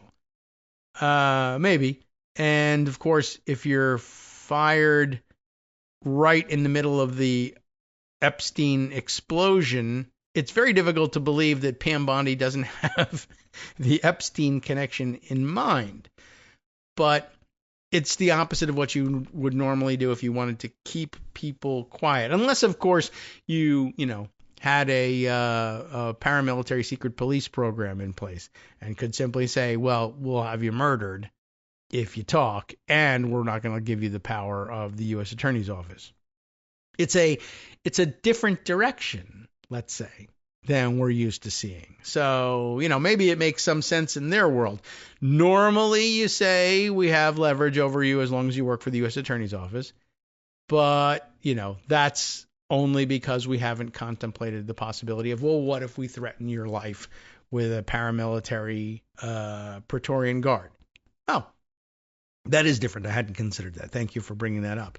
Okay, so there we go. Now back to other things that we have in Instapaper for you. There are so many. This, I guess this represents another failure to reach conclusions on the same issue. Over at the New York Times, the reporting is done this way. Devlin Barrett, although this is on the 15th, so it's prior to Comey's firing. So of some interest.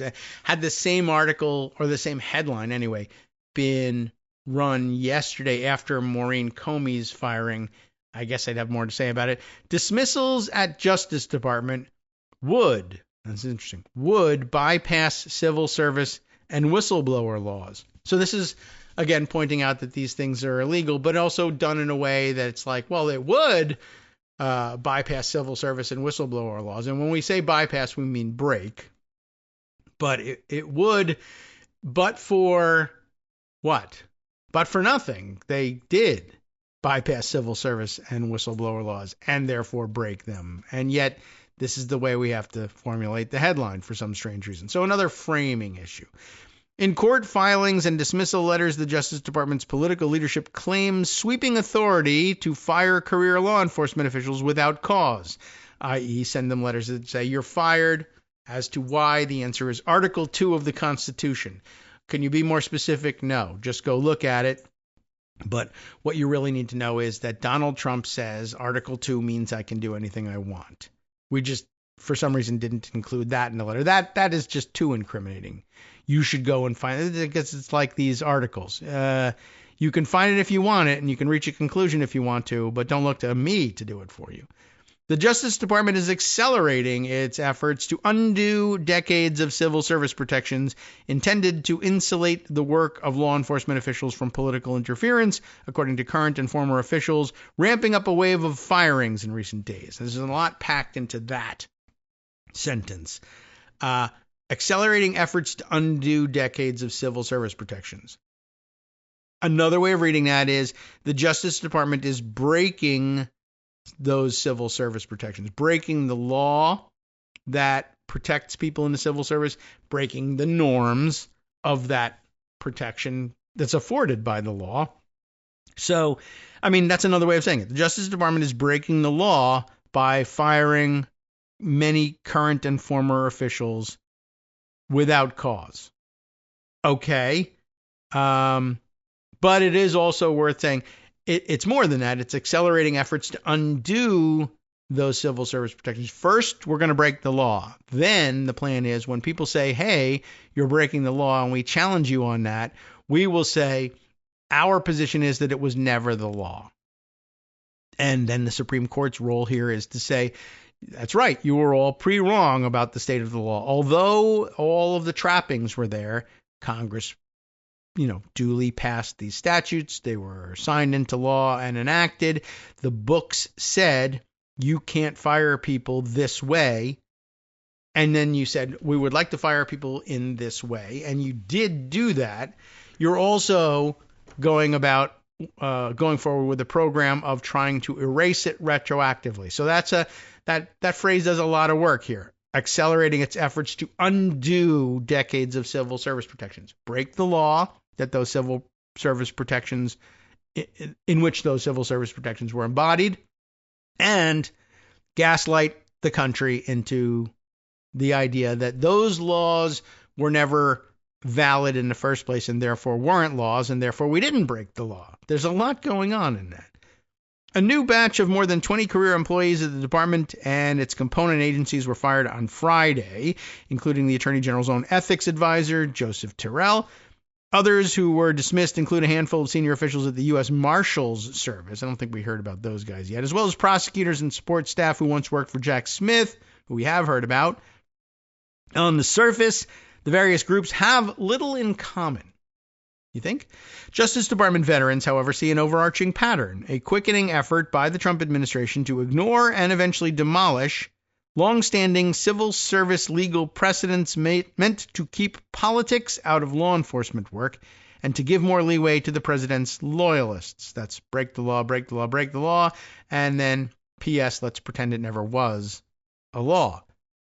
The latest round of dismissals appears to have picked up steam after the Supreme Court last week allowed, for the time being, the administration to go forward with mass layoffs of federal workers. The decision gave the president more legal leeway to fire people en masse, at least for now. Now, that was a decision, by the way. This is interesting, though. Every time there's a decision against the Trump administration or Trump cronies or whatever, they say, well, to the extent that this is even real, it only applies to that defendant, not everybody else similarly situated.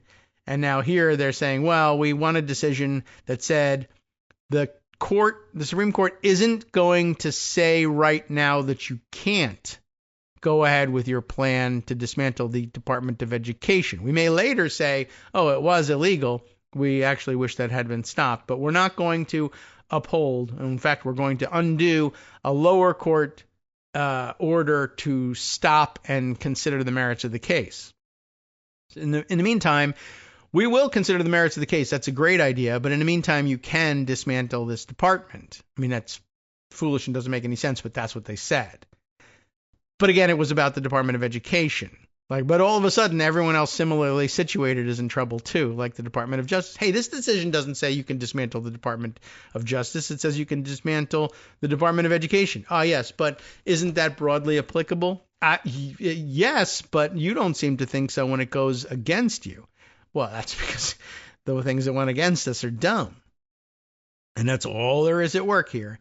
And by the way, in everybody's shock and dismay about there being no legal reasoning provided by the majority for this, we have to do a little bit of patting on the back, I guess, except that the whole situation sucks, so we're not very happy about it. But I think we did a pretty good job over the years in terms of pointing out and being out front and saying, we're eventually going to get to the place where the Supreme Court just says, I don't know. I mean, the reasons, if there are any reasons for our finding this way, are embarrassing.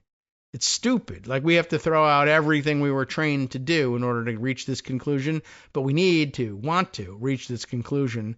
So we will, and we're just not going to tell you why, because reasons, not that we have them, but because the reasons are embarrassing. And that's it. And now, they may very well get back to the merits of this case and come up with something. But for the meantime, Trump gets to do what he wants to do, and we're not sure why. We have no reason that we can give you that makes us look like we're smart and understand things and can reach this conclusion. So we can either be smart and logical or serve Trump. We chose serve Trump. And that's, I think we told you that was coming, and now it's here, and everybody's shocked by it. But that doesn't help anybody for us to say, well, we told you this was going to happen. I mean, they foreshadowed it. I didn't theorize it myself. They just kept on doing this stuff. Anyway, so on the surface, we say the groups that were fired have little in common, but it's all part of a program to eventually demolish longstanding civil service precedents, break the law, meant to keep politics out of law enforcement work and give more leeway to the president's loyalists. The latest round of dismissals, picked up steam after the Supreme Court last week said it was okay in the education department, so therefore it's okay everywhere, say the people who usually insist on specifics. Posting on a networking site on Monday, Mr. Terrell asserted that he had been fired without cause and shared his termination notice from Attorney General Pam Bondi. The letter misspelled his name. Oh, it doesn't apply. You're talking about someone completely different. You're not fired. I would say stick to the formalities here, right? They screwed up the paperwork. Trump and paperwork, man. That's another one of our longstanding grievances. But if it was a Trump administration person and the shoe was on the other foot, they would say, you're talking about some other guy. Anyway, misspelled his name, did not offer a specific reason for his dismissal, saying only that the Constitution authorized it. Employment law experts say such letters are at odds with decades of case law. Now, that's one way of saying it. It's true. Another way we usually understand things, like what is decades of case law? What do we call that in shorthand? Not just precedent, but a simpler, rawer term for it is law. That's the state of the law. That's the common law. That's what it means. The precedent means that's what the law is. It's more complicated and nuanced. That's the way we've interpreted the law. Yeah, but that stands for what the law is now. It is the province of the court.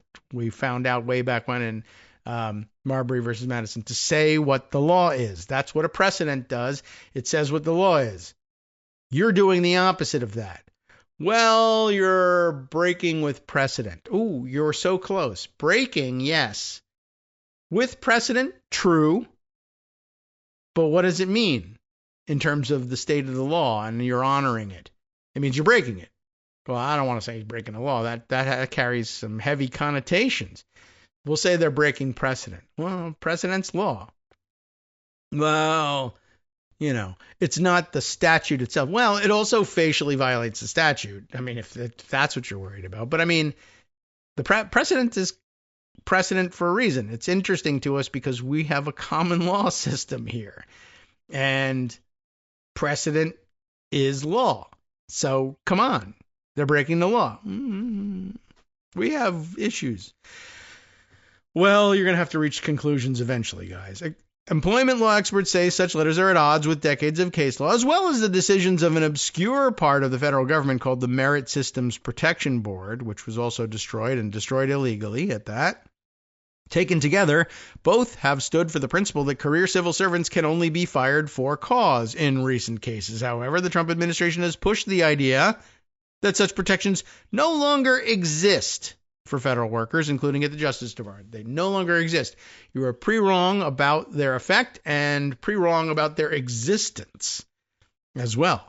In a filing last week, Justice Department lawyers said the Justice Department would not turn over any internal communications related to the firing in March of Elizabeth G. Oyer, O-Y-E-R, the pardon attorney, because the questions, quote, are purely legal and do not require factual development. That's their view of it. And it's interesting, borrowing language, again, interestingly, from precedents that exist in the past, common law, that says or the interpretation of statutory law, which, the fabric of which exists because common law has, gravitas in our system. But yeah, the borrowing from earlier precedent, we're not going to release this information because the information is purely legal and doesn't require any further factual development. Because in their view, the fact that needs to be developed, and the only fact that they need is Article 2 says that the executive power lies with the president, and he says she's fired. She's an executive branch employee. That's our interpretation of things. Nobody else has ever believed that, but we all believe that now, and as long as 5 robes say, yeah, or we're not going to get in the way for the time being, that's law. Ms. Oyer filed suit after being dismissed, claiming wrongful termination. She described herself as a whistleblower who was punished for refusing to go along with an effort by the Trump administration to restore the gun rights of actor Mel Gibson, who had been a prominent supporter of the president. A very, very critical issue for the country, and definitely deserves going to DEFCON 1 or 5, whichever direction you think DEFCON runs in order to do this. After Ms. Oyer's firing, the Deputy Attorney General, Todd Blanche, issued a statement declaring her account of events as false. In the court filing last week, however, Justice Department lawyers declared that the facts of the firing were, quote, not in dispute. And I don't know whether that, even in their minds, is necessarily in conflict. They're not in dispute. They're false. But on the other hand, there are those who say that they're actually true. And so, I don't know. The facts are not in dispute. Well, if there's not a dispute, then that means you agree with the assertion as made by the other side. Yes? No. That's a difference in usage as well. A Justice Department spokesman declined to comment. Ms. Oyer, one of dozens of Justice Department employees fighting their terminations before the Protection Board, who have also been dismissed, said the administration's legal tactic made a mockery of the board's role. It did, and so does firing them, by the way. They are openly defying longstanding laws and specific directions of the presiding judge, Ms. Oyer said in a statement. They are working to sabotage the protections in place for non-political civil servants, part of what she called a broader effort to install political puppets in place of nonpartisan experts throughout the Department of Justice, indeed throughout the entire government. The president, she added, is building a team of loyalists who will use their official positions to carry out his revenge agenda, and he is clearing out people of principle who may stand in his way. Yeah, he is. Ed Martin, a devoted Trump supporter who has vowed to name and shame people he cannot build criminal cases against, is now the pardon attorney. Mr. Martin was originally nominated to be the U.S. attorney in Washington, but he failed to win support from a majority of the Republican-controlled Senate because he was vowing to use his position to name and shame people he can't build criminal cases against. Oh, well. Employment lawyers and critics of Mr. Trump have vowed to fight his administration's firing campaign in court. The surge of cases before the Merit Systems Protection Board may be just a prelude to the Supreme Court's taking up the issue, since the president has argued that his constitutional authority supersedes any legal protections for federal workers, including those on the Merit Systems Protection Board. Sky Perryman, the president and chief executive of Democracy Forward, said the administration was simply wrong when it claimed that the Constitution gives the Attorney General the power to fire any Justice Department employee. We will continue to use every legal tool available to challenge this claim, she said. But it all comes down to 5 votes, of course, on the Supreme Court. No, actually, you're wrong. Well, why? Why do you say that? Don't have to tell you. Just have to tell you no. Despite his dismissal, Mr. Terrell wrote that he would continue to try to serve in the government. Well, they got his name wrong. He's right to do that. My public service is not over, and my career as a federal civil servant is not finished, he wrote, noting that he had taken an oath to his country at least half a dozen times. That oath did not come with the caveat that I need only support the Constitution when it's easy and convenient. I look forward to finding ways to continue in my personal calling of service to my country. Well, good luck. I hope you're right. I really think you should literally go to, he won't take my advice on this because it feels foolish, right? It makes you feel like you look silly to go to court and say, spelled my name wrong. Can't be me. But the Trump people would absolutely positively do that. They may be embarrassed. A court might slap them down, but they also might slap down the people who slapped them down by having it reversed at the Supreme Court because they control 6 votes. That's all there is to it. All right. Other issues, swiftly running out of time, but we're going to have, we got Friday to do the long read esoteric stories, and we'll try and reserve that for then. Here's an interesting, another development coming straight out of the courts making a ruling, and therefore the administration rushing to use and abuse that ruling. Ann Applebaum had posted on Blue Sky, well, we'll give you the date on that as soon as I open it up. And then linked to a New York Times piece as well that backs it up. I thought we should take a quick look at it. Did she write this piece? No, but she was very interested in it. Anne posts, the Trump decision to send a group of migrants to a small African country, not Djibouti, as it turns out, but Eswatini. And I feel like I mostly missed discussing this one, but the Trump decision to send a group of migrants who aren't from Eswatini to Eswatini turns out could be just horror theater. This is the third-party deportation issue. People being sent to Djibouti, people being sent to South Sudan. I think the people who were supposed to be sent and eventually did get sent to South Sudan were waiting out the decision on a military base in Djibouti, neighboring Djibouti, so to then be dumped into South Sudan. And apparently we've been trying to do the same thing and using Eswatini somehow. I don't know how they pick the countries or whether the countries have any role in deciding whether or not they'll be used this way. But this is an interesting one too. So what is it that means it's just horror theater? Well, Eswatini took these deportees and then said, now we're going to repatriate them and send them back to their country. But this could go either way. This is what was interesting about this one. On the one hand, it would be just horror theater if you were like, well, I assert the right as the Trump administration to dump people anywhere with no legal process one way or another. And Eswatini says they'll take them, so I'm dumping you in Eswatini. Allegedly, I can't send you back to your country of origin. Eswatini, though, says, well, we're not going to hold them on your behalf. We're going to send them back to the countries that they're originally from. So on the one hand, you might think, good, Eswatini is doing the work that the United States used to try to do, but now hates. So other countries are going to step up. We got Eswatini is doing our dirty work for us now. Terrific. And by the way, someone called the Department of Government Efficiency. These guys should have been sent to their countries of origin. We refused to do it, spent a couple $1 million litigating it, and then dumped them in Eswatini. And Eswatini now has to spend the money that we also wasted trying to send them somewhere else, Eswatini, for instance. And then they're going to end up not in Eswatini, although it's not clear that the United States ever cared whether they stayed in Eswatini. So what's the article have to say here? Well, and before I even read this, also keep in mind there are some people who are doing anything they can not to be sent back to their country of origin because they fear political persecution or imprisonment and torture there. So it's not necessarily a great thing that Eswatini says, well, we'll send them back to their country of origin. What's going on? African nation, Eswatini, says it will repatriate migrants deported by the U.S. The Trump administration sent 5 deportees to Eswatini, an African kingdom, saying that their own countries would not take them. But Eswatini says it will send them home. Is it good? Is it bad? I don't know.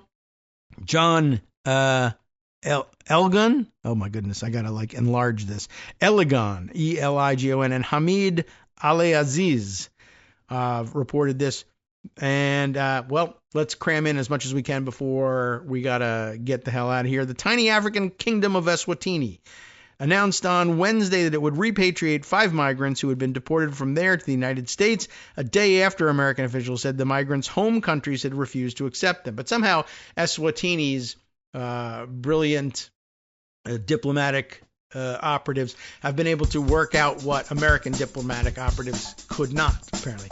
The migrants came from Vietnam, Jamaica, Laos, Yemen, and Cuba. Some of those are tough nuts to crack, to be sure, and have been serving time in American prisons for serious offenses, according to the Department of Homeland Security.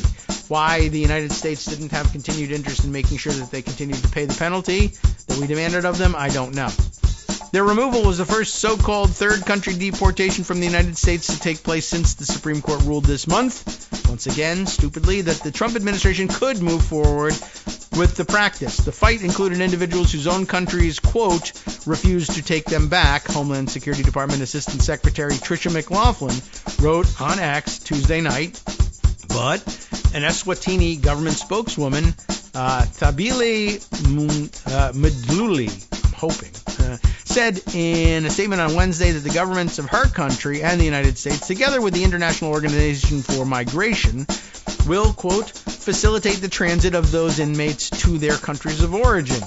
The International Organization for Migration said that it had no involvement in the removal of the migrants from the United States and had not been asked to provide any support with repatriation. So, not really clearing things up here necessarily, but I just wanted to throw out there that somehow Eswatini is able to make this work. I don't know if it's good or bad, but they can do it and we can't.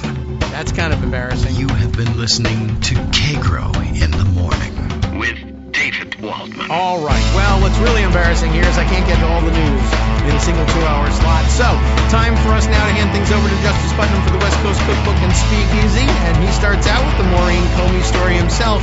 It's fascinating, and it only expands from there. Stay tuned for his take next, and we'll see you tomorrow.